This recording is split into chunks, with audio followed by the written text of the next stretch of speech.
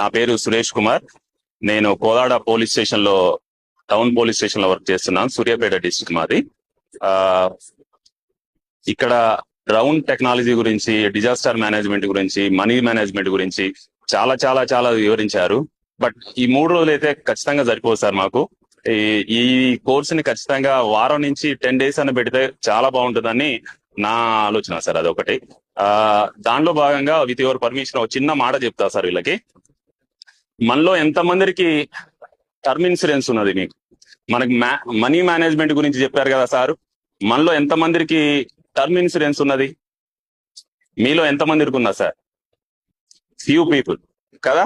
ఖచ్చితంగా సార్ చెప్పినట్టుగా money management లో మీరు ఖచ్చితంగా టర్మ్ ఇన్సూరెన్స్ తీసుకోవాలి. మీరు మనం డ్యూటీ కాదు, ఫస్ట్ మన కుటుంబానికి కూడా మనం భరోసా ఇవ్వాలి.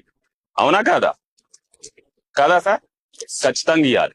సో కాబట్టి మీరు టర్మ్ ఇన్సూరెన్స్ ఖచ్చితంగా తీసుకోండి, హెల్త్ ఇన్సూరెన్స్ తీసుకోండి. అదే రకంగా మీరు సేవింగ్స్ ప్లస్ ఇన్వెస్ట్మెంట్ ని కూడా ఖచ్చితంగా